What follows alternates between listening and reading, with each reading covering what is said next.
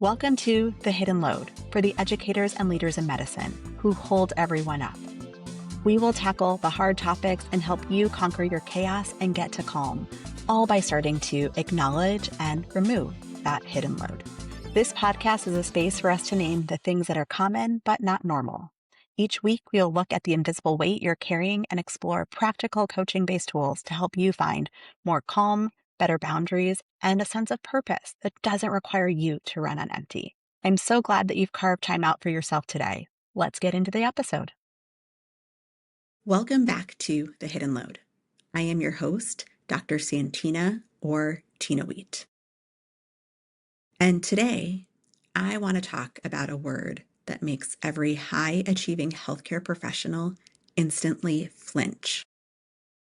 It is a simple two-letter word that we are conditioned to avoid at all costs, starting from the moment that we take organic chemistry at the beginning of our pre-medical journey. And that word is no. In medicine, a no feels like a catastrophic failure. A no means that grant wasn't funded. A no means the residency program director did not rank you. A no means that you don't have the opportunity to do that research project with the lab that you were hoping for. A no means the institutional budget committee has denied your request for more clinical staff. It might be that paper that you submitted was not accepted and you feel like all of your work has been for naught. Because we are a culture of straight A perfectionists, we tend to carry a massive hidden load, the exhausting energy of risk avoidance. We curate our proposals, our ideas, and also our leadership initiatives so perfectly that we only ask for things when we are 99% certain the answer will be an easy yes. And when we get that no, it feels catastrophic. And today, I want to turn that entire framework on its head. I want to offer you a radical leadership metric. And that is, if you aren't hearing no on a regular basis, then you simply aren't trying hard enough or reaching high enough. When you play the leadership game so safely that your record is flawless, then you aren't being elite.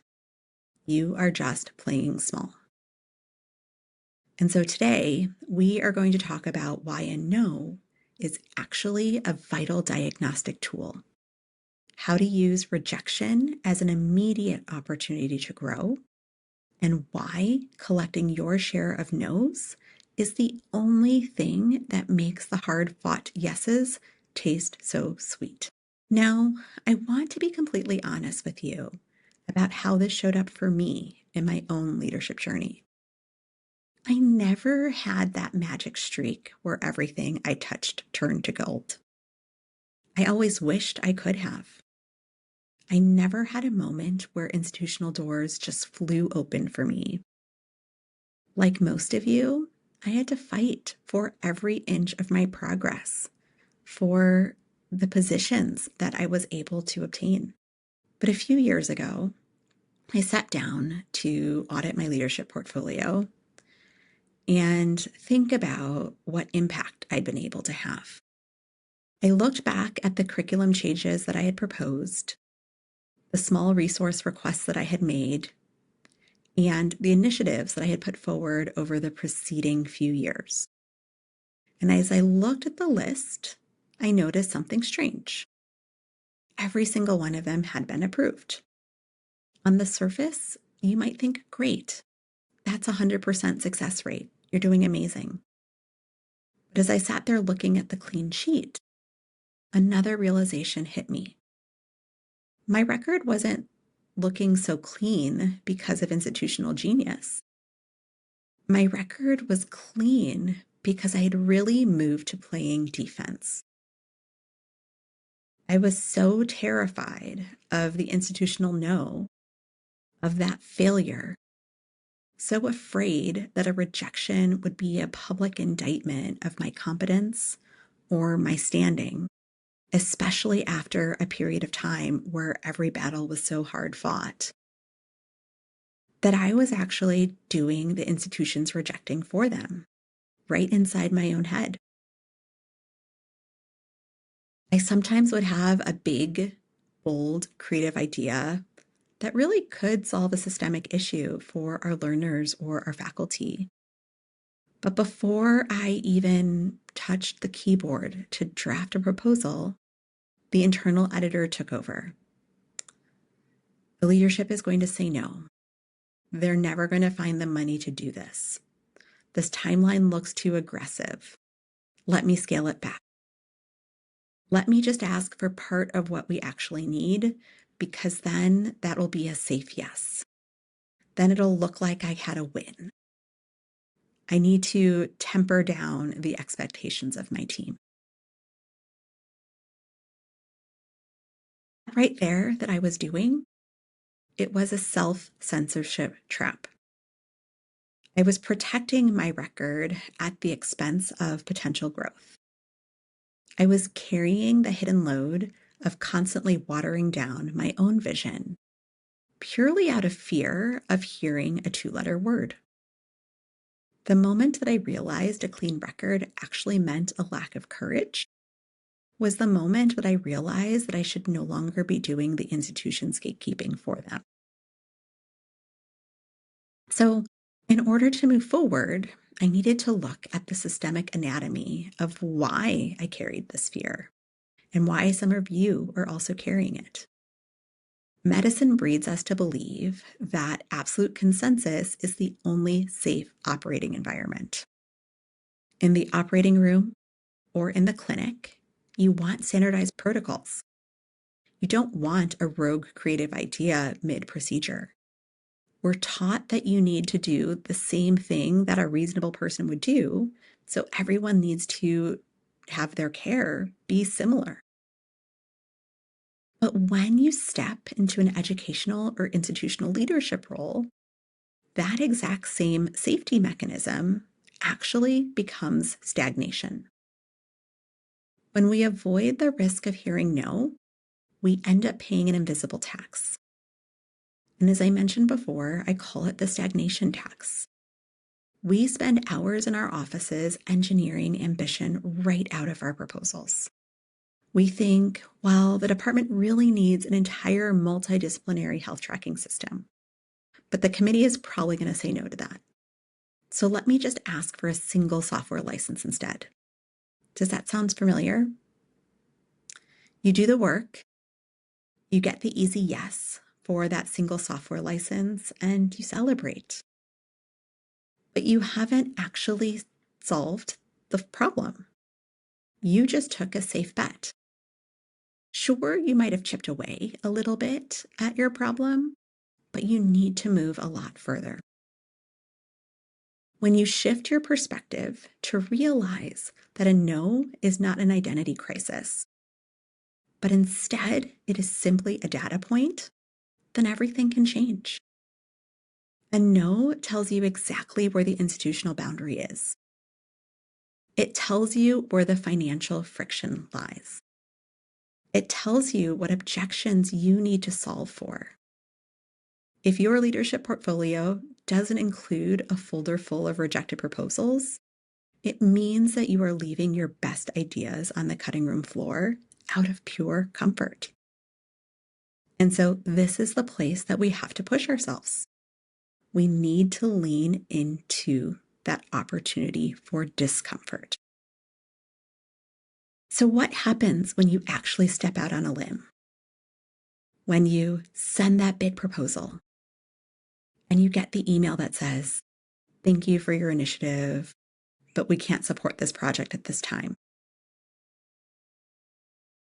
Well, a lot of us, we feel that on the inside. We feel like we did something wrong, that because our idea wasn't accepted, that we're not good enough. But how do we avoid that? How do we handle that without spiraling into imposter syndrome? In order to not spiral, we need to use the post-rejection diagnostic pivot. We can treat the no exactly like a complicated clinical case that didn't go the way that we expected or hoped.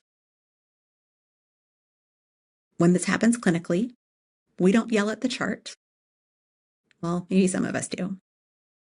But really, we audit the data. So the first step is to isolate the rational from the emotional. When the leadership no drops, your brain will immediately try to turn it into drama. It will say, they don't value my department, or they don't respect my leadership, or I'm just stuck. Those are drama and thought distortions, and I want you to strip them away. And instead, I want you to find the structural reason why you received a no. Was it actually a timing issue? Was it a capital constraint? Was it an alignment failure with the hospital's current fiscal or strategic plan? When you treat a no as a diagnostic riddle rather than a personal insult, it becomes an immediate opportunity to grow. Once you've done that, the second step is to conduct the no debrief. Never let a no hang in the air without an autopsy. Walk back into the office of the person who gave you the rejection. Do not go in defensively or angrily. Go in again as the clinician conducting a case review. Say this exact phrase: I completely accept the decision on this project. For my own growth as a leader, can you help me understand the primary variable that made this a no for the institution right now? I'm telling you to think about it first and then go and ask the question so that you have the opportunity to determine if you evaluated the situation correctly.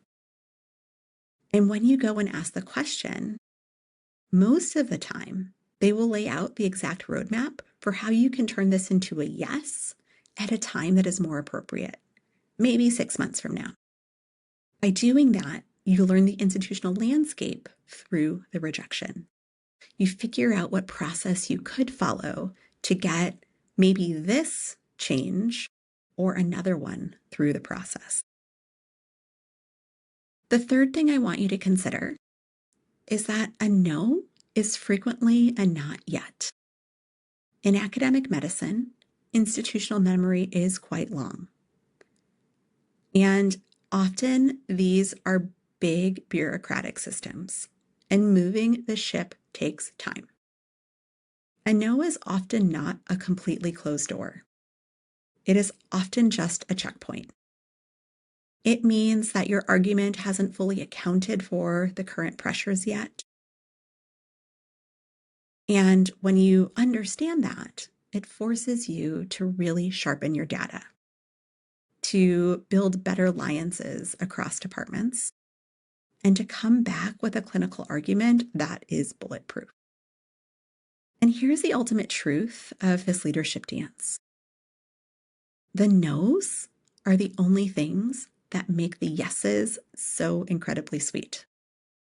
If every project you propose goes through without a fight, then you never actually feel the triumph of true systemic change. The yeses that stick with you, the ones that change the trajectory of a residency program, the ones that secure the funding for a community health initiative, the ones that protect your faculty's well-being, are almost always the ones that started as a definitive doors slammed shut no. When you fight for a concept, when you take the rejection, when you use it to iterate, to learn, to grow, and to understand your institution on a deeper level, you build leadership muscle. And when that final yes lands, it isn't just an administrative victory. It is proof of your resilience. It is proof that you didn't just ask for what was easy, you pulled the institution forward into what was necessary. I want you to think about how sweet that victory feels. You cannot have the high of those victories without being willing to risk the low of the initial rejection. So why does this matter for those of us who are educators and leaders? Well, because our trainees and our teammates are watching how we handle the closed doors. If your residents see you get defensive, angry, or completely defeated every time an institutional request gets denied, then they learn to never stick their necks out. You are teaching them to be cynical, safe administrators rather than the bold clinical leaders that we need. When they see you take a no, dust yourself off, pull the data apart, and say, all right, team. They said no to option A, which means we just learned what they won't accept. Let's build option B. Then you are modeling real institutional stamina. You are also modeling for them that it's okay to receive a no. Oftentimes, people look to their leaders and think they've never had a door shut in their face because they only see the positives.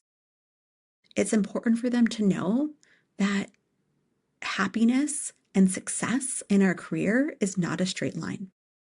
There are bumps along the road. And modeling this to our learners, to our teammates, gives them the knowledge that it's okay when it happens to them too. Okay, let's talk about your Monday morning challenge. This week, I want you to look at your dream project list. The big, audacious, hairy ideas that you've been sitting on because you are convinced the higher-ups will shoot it down. I want you to draft a proposal. And I want you to hit send. Go into next week with the explicit goal of pushing the envelope far enough to actually hear the word no. Stop paying the stagnation tax. Treat that rejection as an invitation to sharpen your blade. Because if you aren't hearing no, you aren't leading. You are just waiting. Thank you for joining me today on The Hidden Load. If this episode gave you the courage to risk a no this week, I hope you will share it with a colleague who is currently playing it a little too safe in their own career or department. Let's help lighten their load together, and I will see you next week. Thank you for listening to The Hidden Load. If today's conversation spoke to you, I would love for you to share it with a colleague who might need to hear it too. It's one of the simplest ways we can start shifting the culture of medicine together. And remember, your time spent reflecting here matters. You can earn free CME or CE credits for listening to today's episode through the Pinnacle app. You'll find that link in the show notes. If you are looking for one-on-one coaching support or want to dive deeper into the resources we discussed today, let's connect. You can find information on how to reach me in the show notes. And don't forget to hit subscribe so that you never miss an episode. And leave me a rating so that others can find me too. And take care of yourself because you deserve to be held up too. And I'll see you next time.